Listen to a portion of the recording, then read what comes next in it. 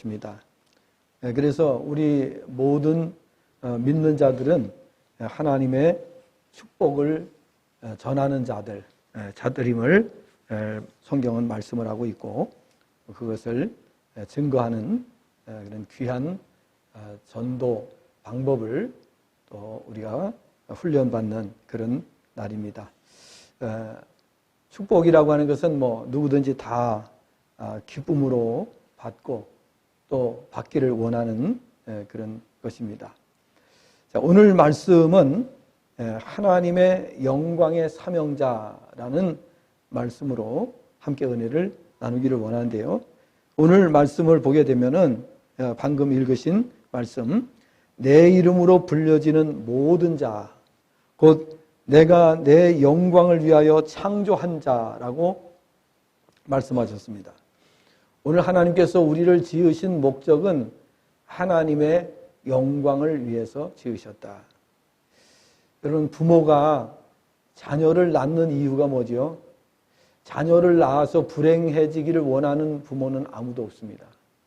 그 자녀를 통해서 무언가 가문이 더 번성하고 또 가문이 더 영광스럽고 더 발전하기를 바라는 마음에서 그래서 자녀를 낳는 거 아니겠습니까?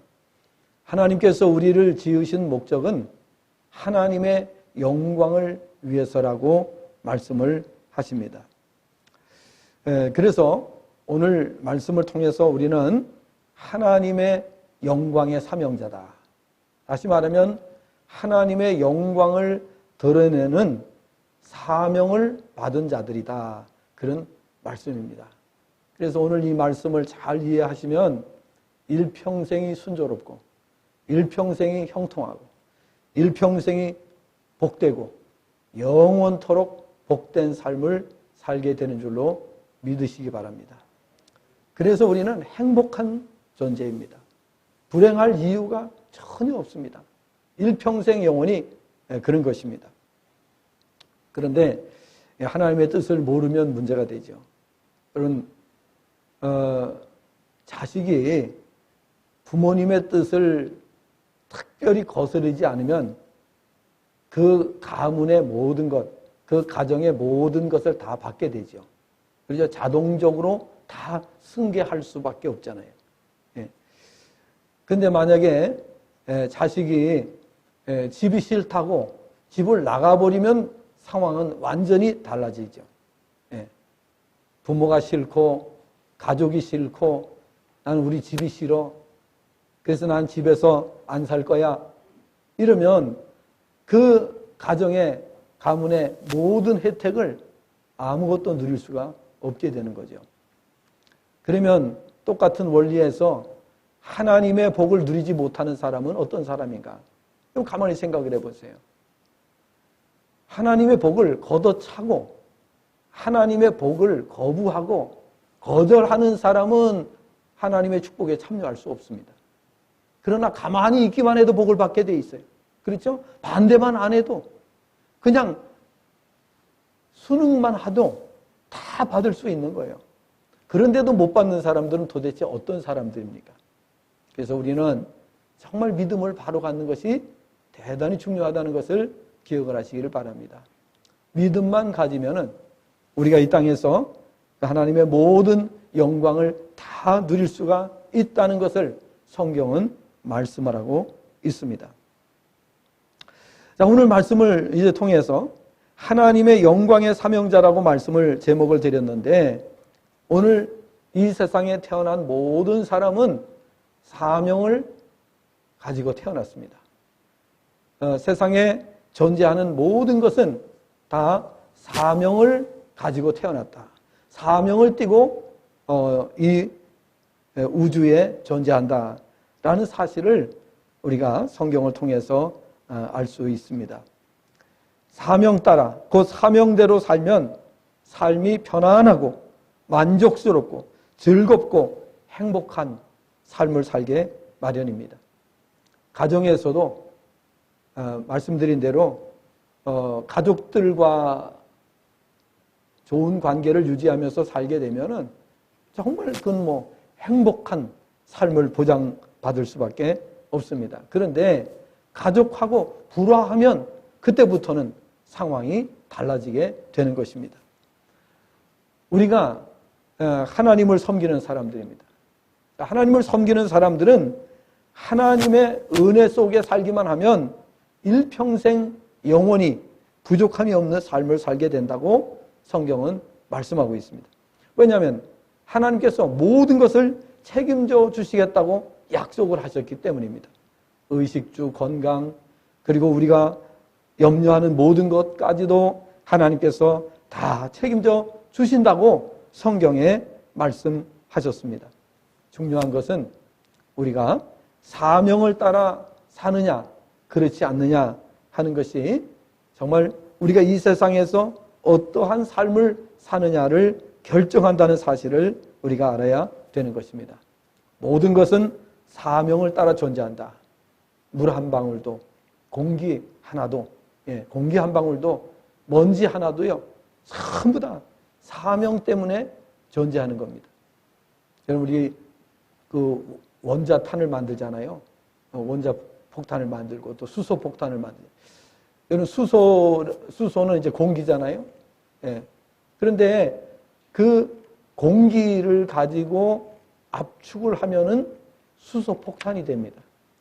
가공할, 정말 이 지구를 전부 다 불태워 없앨 만큼 강력한 무기가 수소 폭탄입니다. 그런데 그게 공기로 만드는 거예요. 그러니까 왜 이 말씀을 드리는가 하면 공기 한 방울도 결단코 하나님께서는 그냥 만드신 게 없어요. 전부 다. 여러분, 옛날에 우리 어렸을 때 내과에서 어른들이 이제 고기를 잡을 때 다이나마이트를 터뜨려요. 꽝 터뜨린다고 그러잖아요. 그 다이나마이트를 터뜨리는데 전부 다 이 가장 강력한 무기는 공기를 압축해서 만든 겁니다. 공기를 압축해서. 여러분, 우리가 생각할 때 공기가 무슨 힘이 있겠나 이렇게 생각을 하죠. 그런데 가장 강력한 무기는 전부 다 공기를 통해서 만든다. 이런 점을 우리가 생각해 볼 때에 공기 한 방울도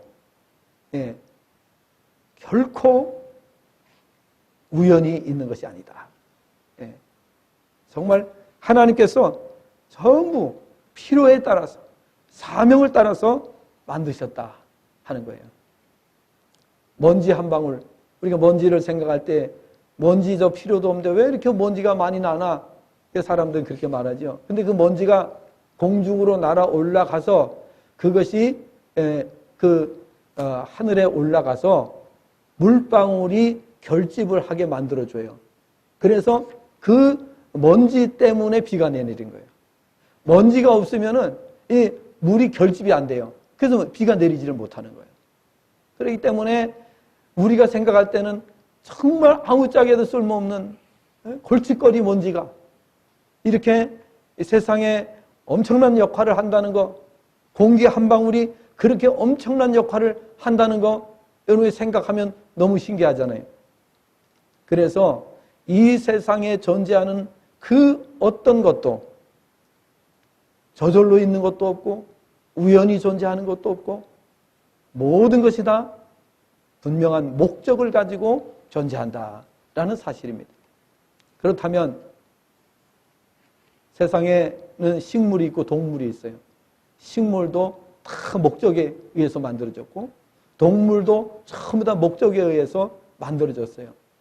그런데 사람은 모든 피조물 가운데서 최고의 존재로 하나님 만드셨어요. 그런 목적이 있을까 없을까요?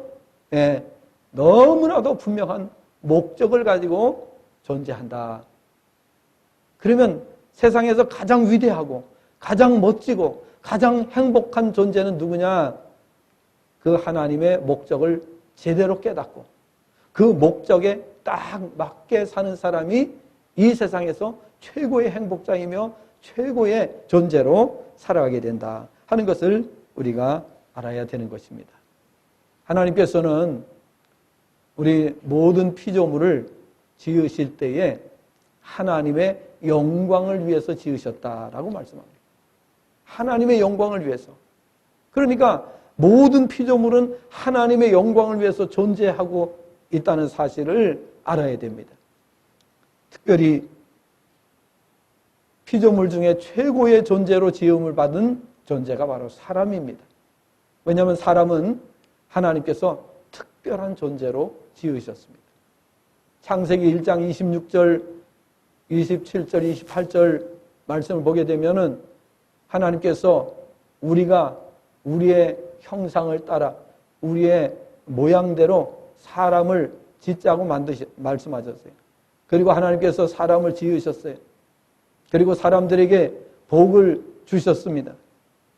생육하고 번성하고 땅에 충만하라, 땅을 정복하라, 다스리라 말씀하셨습니다. 그래서 사람은 이 우주 만물 가운데서 최고의 존재로, 우리가 생각할 땐 천사들이 더 높은 존재라고 생각할 수가 있는데 성경은 그렇게 말씀하고 있지 않습니다. 히브리서 1장 14절을 보면은 천사는 우리를 도우라고 하나님이 보내신 존재라고 말씀하고 있습니다. 그래서 우주 만물 가운데에 사람을 능가할 수 있는 존재는 없습니다. 사람을 하나님께서 최고의 존재로 지으셨습니다. 그러면 하나님께서 우리를 지으신 목적이 뭐냐? 모든 사물을 지으신 것이 하나님의 영광을 위해서 지으셨어요. 오늘 말씀을 보니까 하나님께서 사람을 왜 지으셨느냐? 하나님의 영광을 위해서 지으셨다라고 말씀을 하고 있습니다. 따라서 오늘 이 세상에서 최고의 존재로 살기 원한다면, 최고의 행복자, 정말 최고의 존재로 살기를 원한다면 하나님의 목적대로 살면 되는 거예요. 하나님의 목적이 뭐냐? 하나님은 하나님의 영광을 위해서 우리를 지으셨어요. 그래서 지구상에서 모든 불행한 나라를 보면은 하나님의 영광을 위해서 살지 않는 나라들입니다. 세상에서 가장 가난하고 가장 불행 속에 살고 있는 나라는 전부 다 하나님의 영광과 반대가 되는 삶을 사는 나라들이에요. 일평생 조사해 보세요. 일평생 따라다니면서 조사해 보세요. 그렇기 때문에 우리가 하나님을 믿고 하나님을 아버지로 모시고 하나님의 자녀로 산다는 것은 우리 인간이 누릴 수 있는 최고의 은혜를 누리고 있는 것이다 라는 사실을 잊지 마시기를 바랍니다. 명심하시기를 바랍니다. 나 혼자 아멘.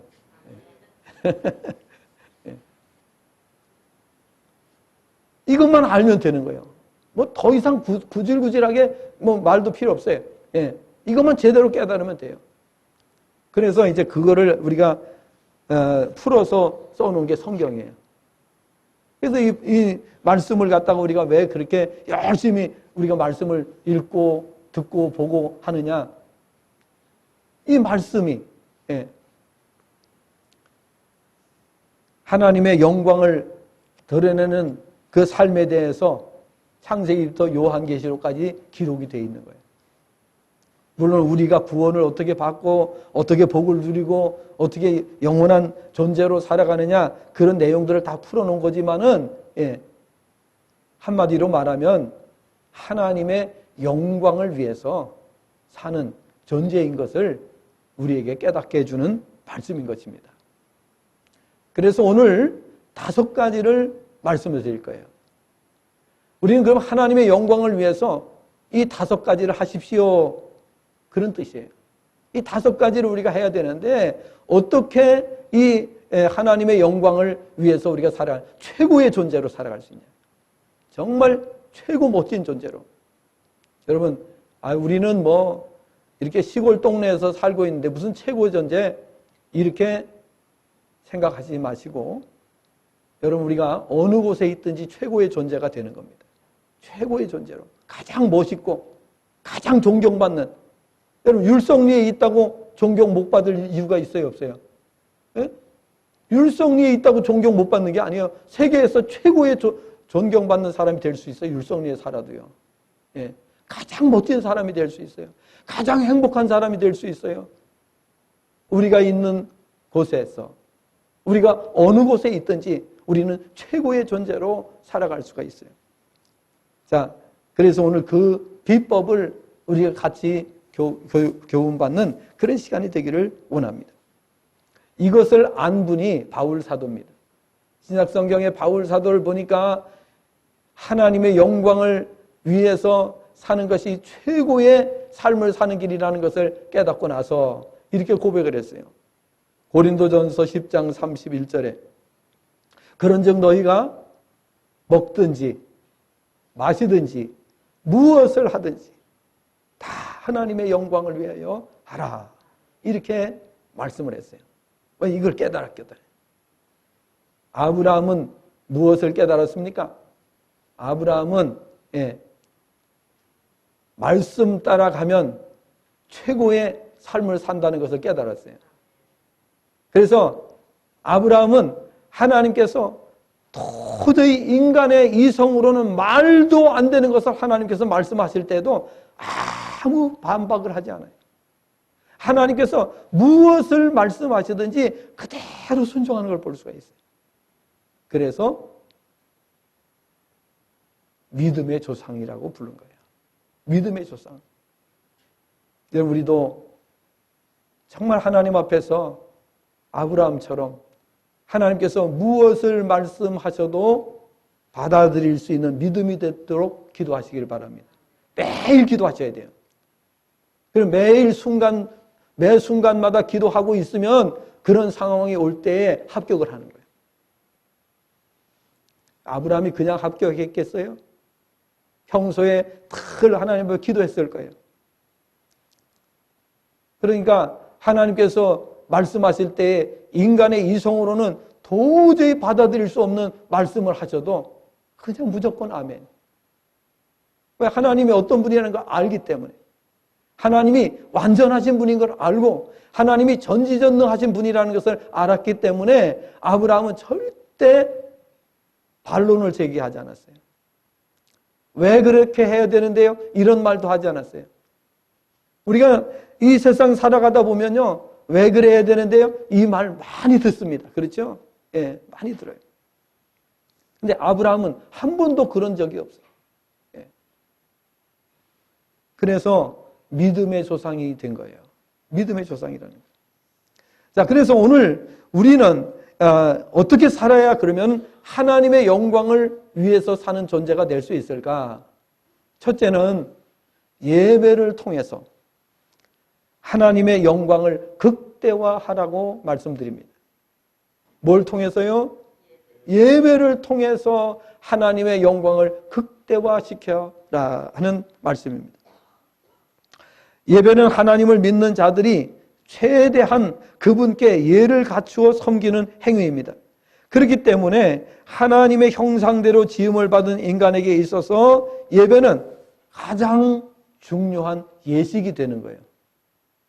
우리가 어떤 것을 하다가도 예배, 그러면 정신을 똑바로 차리고 예배에 집중하셔야 돼요. 우리가 주일은 예배의 날이에요. 그죠? 주일은 예배의 날이에요. 그래서 세상에 하던 일을 전부 다 멈추고 예배당에 나와서 예배에 집중하는 거예요. 왜냐하면 예배는 하나님 앞에 우리가 최대한 예를 갖추는 거예요. 그런 사람을 하나님께서 기뻐하시고 그런 사람에게 복을 주시는 줄로 믿습니다. 그래서 예배 전에 미리미리 나오셔서 준비하시고 또 둘러보시고 너무나 교회에서 우리가 오래 신앙생활 했으면은 우리는 이제 교회에서 리더잖아요. 리더. 그러니까 리더니까 일찍 교회 나오셔서 한 바퀴 다 둘러보시고 뭔가 정리가 덜 된 게 없는가 이런 거 다 우리가 살펴보시고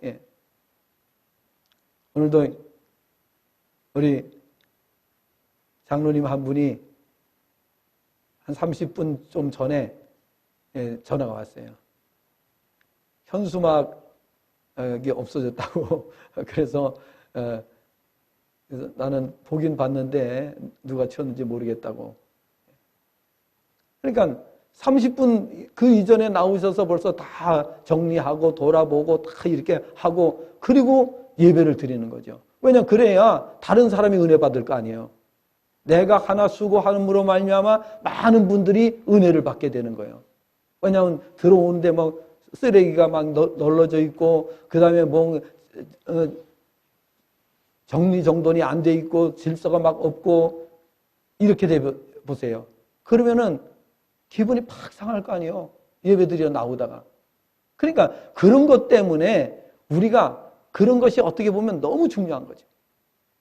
그래서 예배를 우리가 소중하게 여기는 사람이 되면 최고의 존재가 되는 거예요. 이 땅에서. 예배 잘 드리는 나라 전 세계 어딜 가든 예배 잘 드리는 나라는 가난한 나라가 일치 없어요. 예배 잘 드리는 나라는 전부 다 강대국이에요. 세계 최고의 나라예요. 이거는 국가만 그런 게 아니에요. 가정도 마찬가지예요. 개인도 마찬가지예요. 예배 잘 드리시기를 예수님의 이름으로 축복합니다. 열심히. 물론 예배도 어쩌다가 늦을 수는 있어요. 1년에 한두 번 늦을 수 있어요. 매번 늦으면 어떤 분이 그러더라고요. 매번 늦으면 하나님을 모독하는 것이다. 이렇게 이야기하더라고요. 매번 늦을 수가 없다는 거죠. 예배 주일날 한번 빠질 수 있다는 거예요. 왜냐하면 살아가다 보면 정말 피치 못할 사정에서 1년에 한 번 예배를 빠지는 경우도 있다는 거예요. 그러나 자꾸 빠지면 그거는 하나님을 모독하는 행위가 된다. 어떤 분이 강의를 하면서 그런 말씀을 하시더라고요. 그러니까 오늘 우리가 정신을 바짝 차리고 하나님의 영광을 나타내는 데 최고는 예배입니다. 그래서 예배를 소홀히 하거나 우리가 예배의 격식을 우리가 예를 잘 갖추지 않는다면 다른 삶은 볼 것도 없어요. 볼 것도 없어요. 그러니까 우선은 여러분 예배에 집중하시고 예배에 최대한 예를 갖추시기를 바랍니다. 하나님의 영광을 드러내는 첫 번째 비결인 것입니다. 그래서 요한복음 4장 23절, 24절을 보면은 이렇게 말씀하고 있어요. 아버지께 참되게 예배하는 자들은 영과 진리로 예배할 때가 오나니 곧 이때라. 아버지께서는 자기에게 이렇게 예배하는 자들을 찾으시느니라. 하나님은 영이시니 예배하는 자가 영과 진리로 예배할지니라. 여러분 정말 예배를 지극정성으로 드리시기를 바랍니다. 지극정성으로. 그래서 말씀을 준비하는 사람은 말씀 준비에 최선을 다하고 기도하시는 분들도 그냥 하지 마시고 일주일 동안 준비하시고 기도하시고 그런 교회를 만들어 가시기를 바랍니다. 우리 다 같이 그렇게 노력을 해야 돼요. 다 같이. 어느 특정한 사람만 그렇게 한다고 되는 것이 아니죠. 예배가 정말 최대한 하나님 앞에 예의를 갖추는 예배가 될 수 있도록 우리가 어떻게 하는 것이 그렇게 드릴 수 있는가 하는 것을 오늘 깊이 생각하시면서 바른 예배를 드리기 위해서 영과 진리로 예배를 드려야 됩니다. 영으로 예배를 드리라는 말씀은 영적인 이해를 가지고 예배를 드리라는 말씀이고 진리로 드리라는 말씀은 진리에 맞게 적합하게 합당하게 드리라는 말씀이에요. 바울 사도는 로마서 12장 1절에서 그러므로 형제들아 내가 하나님의 모든 자비하심으로 너희를 권하노니 너희 몸을 하나님이 기뻐하시는 거룩한 산 제물로 드리라. 이는 너희가 드릴 영적 예배니라. 이렇게 말씀하셨습니다. 우리가 평소의 삶이 예배가 되도록 살라는 말씀입니다. 그렇다면 평소에도 우리가 예배의 삶을 산다면 정작 예배 시간에는 어떻게 예배를 드려야 되겠습니까? 정말 우리 마음을 다해서 우리의 정말 뜻을 다해서 하나님 앞에 예배 드리는 그런 삶을 살도록 해야 됩니다. 예배로 하나님의 영광을 극대화하는 성도가 되시기를 바랍니다. 두 번째로는 찬송으로 하나님의 영광을 극대화하는 그런 성도가 되라는 것입니다. 찬송은 예배의 요소이기도 하지만 아주 중요하게 별도의 사명으로 일컬어지는 것을 보게 됩니다. 그래서 이사야 43장 21절 말씀을 보게 되면은 이 백성은 내가 나를 위하여 지었나니 찬송하게 하려 함이라 라고 말씀하셨어요. 그래서 하나님께서 우리를 지으신 목적은 궁극적으로 하나님의 영광을 위해서 지으셨어요. 그리고 우리의 삶 속에서 매 순간마다 하나님을 찬송하도록 하나님께서 우리를 지으셨어요. 그래서 찬송하는 자들에게는 하나님께서 많은 은혜를 주셔요. 그리고 기적을 베풀어 주셔요. 찬송할 때에는 지옥의 권세까지 흔들리게 돼요. 그래서 오늘 우리가 찬송으로 하나님 앞에 영광을 돌리셔야 되는 것입니다. 시편 69편 30절 31절을 보면 시편 기자 다윗은 이렇게 고백했습니다. 내가 노래로 하나님의 이름을 찬송하며 감사함으로 하나님을 위대하시다 하리니 이것이 소 곧 뿔과 굽이 있는 황소를 드림보다 여호와를 더욱 기쁘시게 함이 될 것이다 라고 고백했습니다. 하나님은 우리를 지으신 목적이 당신의 영광을 위하여 지으셨으며 그 중에 찬송은 예배의 한 요소이기도 하지만 예배와는 별도로 하나님의 영광을 나타내는 중요한 요소입니다. 역대하 8장 14절을 보면 솔로몬은 그의 아버지 다윗의 규례를 따라 제사장들의 반열을 정하여 섬기게 하고 레위 사람들에게도 그 직분을 맡겨 매일의 일과대로 찬송을 하며 매일 일과대로 그래 찬송하는 일과를 맡겨주었어요. 레위인들 중에서.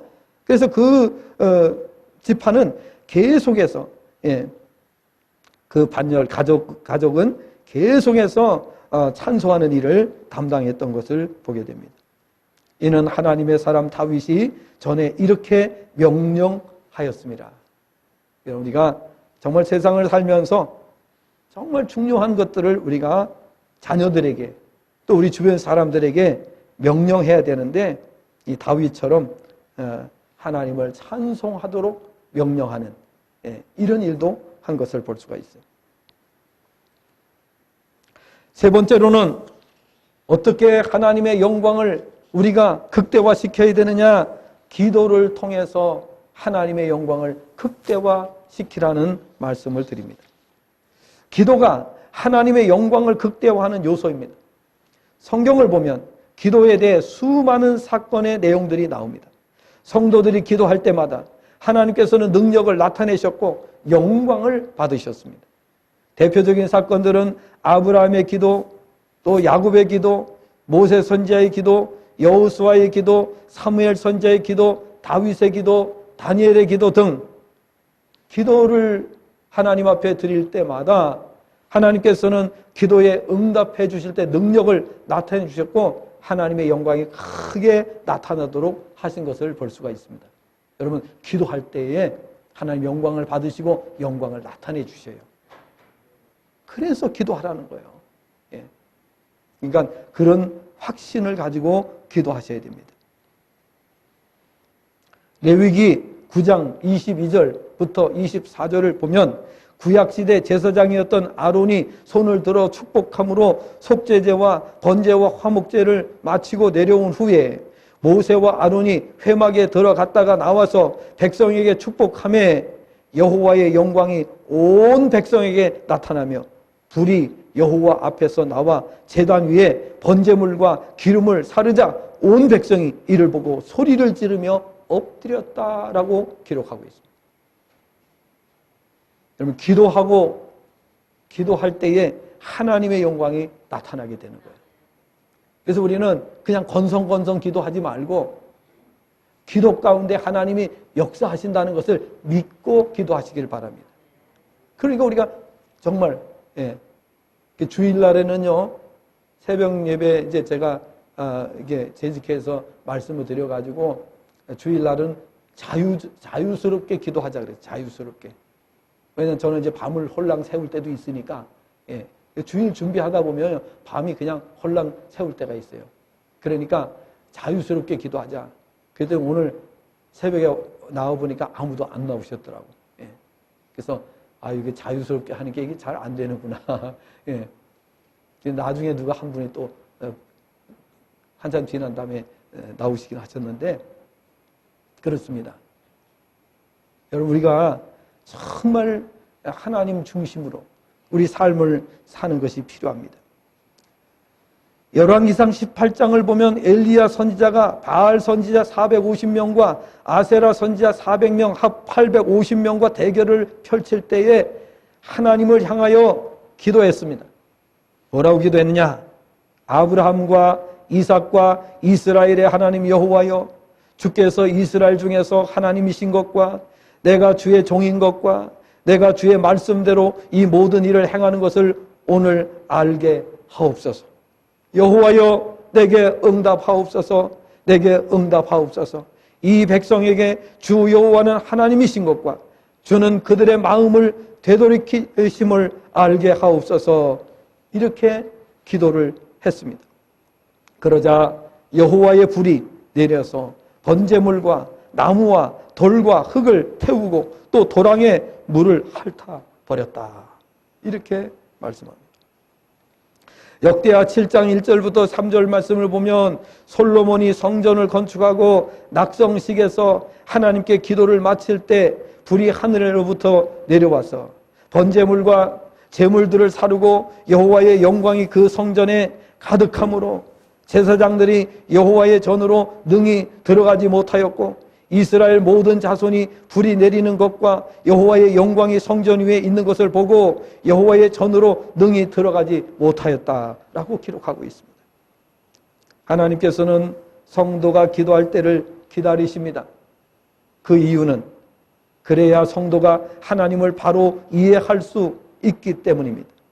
그러므로 성도된 자들은 쉬지 말고 기도해야 합니다. 기도의 분량을 채우시기를 바랍니다. 그저께는 시에서 예배를 제가 이제 또 말씀을 전했습니다. 말씀을 전하는데 우리 목사님들이 또 모이시고 그 다음에 공무원들도 많이 나왔어요. 많이 나와서 같이 예배를 드렸습니다. 그 자리에서 제가 이제 그 말씀을 전하면서 이렇게 이야기를 했습니다. 우리 남양주 시가 이렇게 한 10몇만, 20만 뭐 그 정도 될 때에 20몇만 됐을 때에 이서구 시장님이라고 그 시장님이 이제 시장에 당선이 되셨는데 그분이 이제 3선을 하셨어요. 그리고 그분이 시장 됐었을 때에 제가 줄기차게 복지를 주장했어요. 복지. 그 다음에 평생교육, 이거를 계속 주장했어요. 그래서 남양주시가 복지에서 전국의 1등을 하게 됐고 또 평생교육도 정말 잘 되는 이런 역사가 일어났어요. 거기에 이제 평생교육에 관계된 그 분들도 나오셨더라고요. 그래서 제가 그 말씀을 드렸어요. 그러면서 우리가 시에 와서 그렇게 처음에 와서 시작을 하려고 할 때에 왜 이걸 하려고 하느냐고. 공무원이 총무과 그 팀장이 그다음 이제 계장이죠. 팀장이 저보고 목사님 왜 이것을 시에서 하려고 합니까? 이렇게 얘기하는 거예요. 우리는 시 발전을 위해서 그렇게 할 거라고요. 하나님께서 우리가 기도하면 역사하실 것 분명히 보여주실 거니까 그런 줄 알라고. 그 팀장이 여자 팀장이었는데 더 이상 말을 못 하더라고요. 그래서 이제 계속 밀어가지고서 이렇게 이제 진행됐고요. 그저께는 문화국장까지 과장, 국장, 과장, 팀장 많은 분들이 나와서 함께 예배를 드렸어요. 그리고 제가 말씀드렸어요. 기도에 손을 듭시다. 그 제목으로다가 이제 말씀을 전했는데, 기도는 우리가 꾸준히 하면 하나님께서 역사를 하신다. 남양주시도 그렇지만은 우리 교회도 그렇다. 건축을 하려고 할 때에 우리가 돈이 하나도 없는데 어떻게 건축을 할 수가 없더라. 그런데 10년 동안 기도하니까 하나님께서 하게 해주셨다. 예. 뭐든지 우리가 믿음을 가지고 꾸준히 기도하면 하나님은 반드시 응답하신다. 이거를 가서 말씀을 전했습니다. 여러분, 기도는요, 공짜가 없어요. 하나님께서는 기도한 것을 반드시 기억해 놓으셔요. 그리고 때가 되면 응답하시는 줄로 믿으시면 아멘 하시기 바랍니다. 그러니까 우리가 난리치고 이렇게 하지 않아도 돼요. 정말 믿고 기도하고 기다리고, 예, 하나님의 응답이 임할 때까지 우리가 하면 돼요. 왜 그렇게 해야 되느냐? 기도를 통해서 하나님의 영광을 드러내야 되기 때문에, 하나님의 영광을 극대화해야 되기 때문에, 그래서 우리가 기도를 해야 된다라는 것입니다. 그 다음에 네 번째로는, 예, 전도로 하나님의 영광을 극대화하라. 예, 전도로 하나님의 영광을 극대화하라. 하나님은 영혼들이 구원받는 것을 원하세요. 그래서 우리에게 전도를 명하시는 것입니다. 하나님께서는 영혼들을 구원하시는데 고린도전서 1장을 보니까 전도를 통해서 하시겠다 그랬어요. 하나님이 직접 나타나셔서 하시지 않고 하나님께서 직접 모습을 드러내서 하지 않으시고 사람을 통해서 하시겠다고 말씀하셨어요. 우리가 안 하면 전도는 이루어지지 않습니다. 왜냐하면 하나님께서 그렇게 약속을 하셨기 때문에 그렇습니다. 하나님이 오셔서 직접 하세요. 이거는 하나님의 뜻을 모르는 사람이, 성경의 내용도 모르는 사람이 하는 얘기예요. 하나님께서는 우리를 통하여 전도를 하는 것으로 말씀하셨어요. 그래서 전도의 미련한 방법을 통해서 사람들을 구원하시기를 기뻐하신다라고 말씀을 하셨습니다. 그리고 우리는 열심히 전도해야 되는 거예요. 예. 전도 안 하면 아무도 해줄 사람 없어요. 여러분, 그러면 다른 교회에서 전도하면 되지. 그러면 다른 교회에서 전도하면 어느 교회로 가요? 다른 교회에서 전도하면은 어느 교회로 데리고 가겠어요? 자기네 교회로 데리고 가겠지. 그렇잖아요? 예. 전도해가지고 당신들 푸른 초장교회로 가세요. 이렇게 말할 사람이 있어요? 없어요. 그럴 사람 없어요. 예. 아무리 큰 교회도 자기 교회를 끌고 가. 이거는 대단한 일이에요. 그렇기 때문에 전도는 우리가 해야 되는 거예요. 예? 다른 사람은 다른 사람의 몫에 전도를 하는 것이고 우리는 우리 몫에 전도를 해야 되는 거예요. 그건 누구한테 떠넘길 수가 없는 거예요. 반드시 우리가 해야 됩니다. 우리 몫은 우리가 해야 됩니다. 복음을 전하는 자들을 통하여 하나님께서는 영광을 받으십니다. 누가복음 10장 말씀을 보면 예수님께서 70인의 제자를 세우시고 그들에게 권능을 주시고 복음을 전하게 하셨습니다. 그들이 전도를 나갔다가 돌아와서 신이 나서 전도 보고를 합니다. 주여, 주의 이름으로, 주의 이름이면 귀신들도 우리에게 항복하더이다. 그러자 예수님께서 말씀하셨습니다. 사탄이 하늘로부터 번개같이 떨어지는 것을 내가 보았노라. 내가 너희에게 뱀과 전갈을 밟으며 원수의 모든 능력을 제어할 권능을 주었으니 너희를 해칠 자가 결코 없으리라. 그러나 귀신들이 너희에게 항복하는 것으로 기뻐하지 말고 너희 이름이 하늘에 기록된 것으로 기뻐하라 라고 말씀하셨습니다.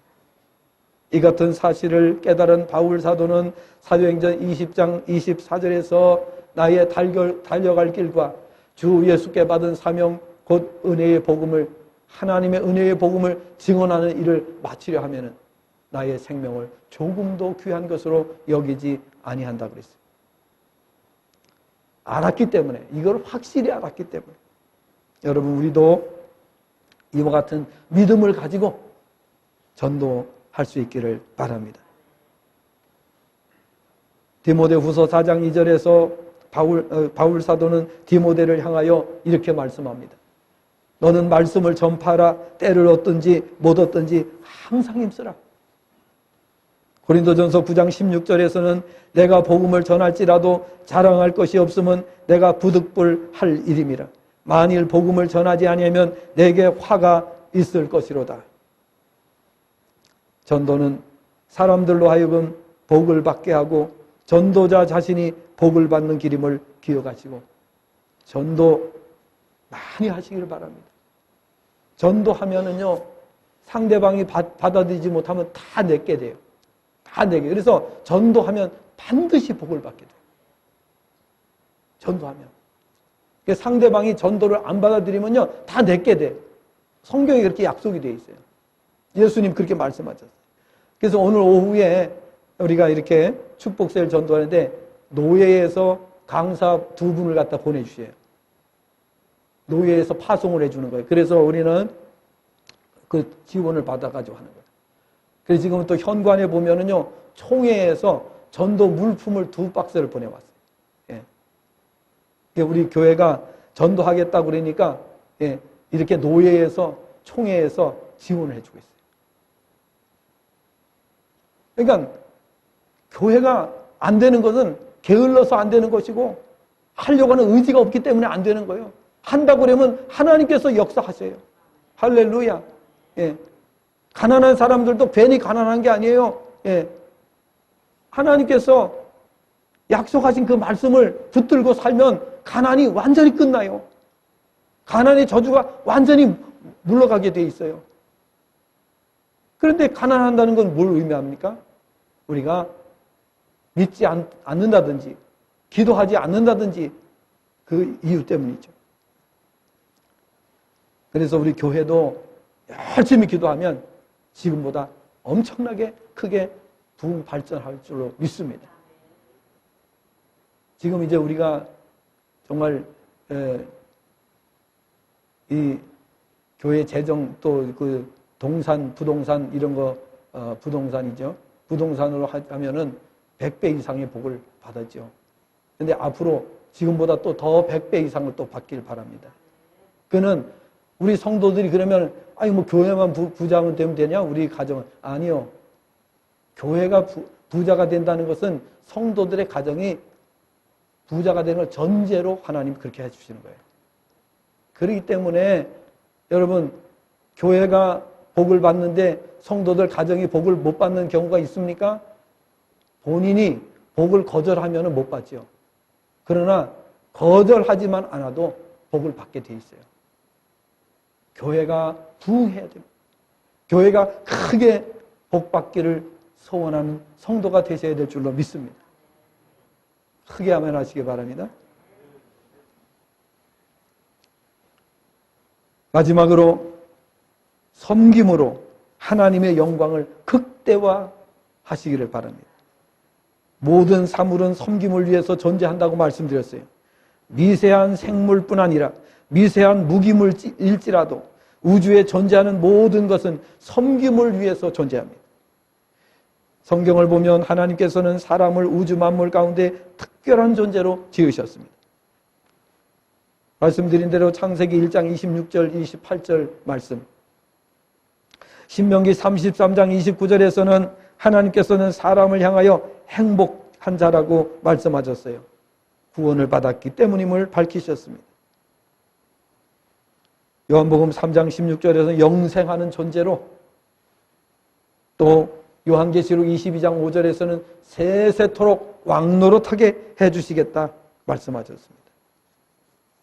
그러므로 이 사실을 믿는 성도라면 남은 생애를 오로지 하나님의 영광을 위해서 섬기는 자가 되시기를 바랍니다. 성도는 각종 섬김, 시간과 몸과 물질과 지식과 기술 등, 물론 하나님께서 주신 각양의 은사들을 통해서 하나님의 영광을 극대화하게 하도록 섬기셔야 됩니다. 그게 세계 최고의 사람이 되는 비결입니다. 사람들은 우리가 신앙생활을 너무 열심히 하다 보면은 시간도 모자르고 정말 우리가 언제 돈을 벌고 언제 직장 생활하고 언제 사업하고 그러느냐고 이렇게 말하는 사람도 또 생각하는 사람도 있을지 몰라요. 완전히 잘못된 생각입니다. 모든 복은 하나님께로부터 옵니다. 그러니까 우리가 하나님 앞에 충성하고 하나님 앞에 헌신하고 하나님께서 우리에게 주신 은혜를 따라서 열심히 섬기게 되면 절대 가난이 없어요. 일체의 가난이 없어요. 네. 하나님의 은혜 가운데서 살아가는 놀라운 역사가 우리에게 임하는 줄로 믿습니다. 오늘 하나님의 영광의 사명자라는 이 말씀 우리 명심하시고 5가지 우리가 가장 기본적인 5가지를 말씀드렸어요. 이 5가지를 잊지 않도록 평생 기억하시면서 사시길 바랍니다. 자, 복습하고 마칩니다. 자, 하나님의 영광을 극대화시키는 5가지. 첫째는 예배를 통해서 하나님의 영광을 극대화시키라. 2번째로는 찬송을 통해서 하나님의 영광을 극대화시키라. 3번째로는 기도를 통해서 하나님의 영광을 극대화시키라. 4번째로는 전도를 통해서 하나님의 영광을 극대화시키라. 5번째는 섬김을 통해서 하나님의 영광을 극대화시키라. 이제 우리 성도님들은 정말 가난과 담싸시고 정말 하나님의 복으로 넘치는 삶을 사시기를 바랍니다. 정말 교회 생활이 막 신이 나고 행복하시기를 바랍니다. 교회에서 뭐 한다고 그러면 막 신이 나서 왜? 하나님께서 다 보장을 해주시기로 약속하셨는데 우리는 더 이상 가난하고는 이제 담싼 사람들이에요. 불행하고는 담싼 사람들이에요. 이제는 우리는 하나님의 은혜와 축복 가운데서 살기만 하면 되는 사람들이에요. 근데 뭐가 부족해요? 예. 그러니까 우리는 전 세계 모든 나라에 가서 자랑해야 되는 거예요. 하나님을 자랑해야 되는 거예요. 하나님 믿으세요? 저는요, 해외에 나갈 때마다 가가지고 그렇게 강의할 때마다 선포했어요. 중국에 제가 몇 년 동안 가서 강의했죠. 중국에 몇 년 동안 가서 강의할 때마다 하나님께서 대한민국을 복 주셨고 정말 신앙의 자유가 있다는 것이 얼마나 큰 복인가. 예배 드리는 거 정말 교회가 있다는 게 얼마나 큰 복인가. 그래서 중국에 가가지고요. 그런 거기는요. 공안이라는 게 있어요. 공안. 우리나라는 경찰이에요. 경찰이 있는데요. 그 사람들이 항상 감시를 해요. 감시요. 언제든지 잡아가려고 감시를 하는 거예요. 그러니까 우리 외국 사람들이 어디로 들어가는지 그걸 다 감시를 하고 있어요. 공안들이. 근데 거기서 제가 물론 공안들이 그 안에는 안 들어왔죠. 건물 안에는 우리가 다 이제 망을 세우고 다 그렇게 하니까. 근데 거기 중국 사람들한테 제가 그랬어요. 예수 믿어야 복을 받는다. 중국도 그 기독교에 대해서 억압하고 공산주의 할 때는요, 중국이 세계에서 제일 못 사는 나라로 추락해버렸잖아요. 그런데 다시 기독교를 갖다가 이렇게 문을 열어주고 개방하고 어느 정도 뭐 완전한 자유는 아니에요. 거기는 중국에서는요, 정부에서 감시하는 교회, 삼자교회라고 하는 교회가 있어요. 그래서 그 삼자교회들은 중국 정부의 눈치를 보면서 중국 정부가 가이드라인을 주면 그 가이드라인에 따라서 설교를 해요. 그런 교회를 삼자교회라고 하는 거예요. 예? 그러나 어쨌든 그렇게라도 복음을 갖다가 이렇게 받아들여 주니까 중국이 지금 얼마나 크게 발전했습니까? 예. 근데 다시 이제 기독교를 또 억압하려고 그래요. 중국이 지금 다시 추락하고 있습니다. 꼭 기억을 하시기 바랍니다. 정말 복음이 들어가야 돼요. 예. 복음이 복받는 비결이에요. 이런 사실을 기억을 하시면서 오늘 5가지 명심하시고 하나님의 영광을 위해서 남은 생에 사셔서 정말 전 세계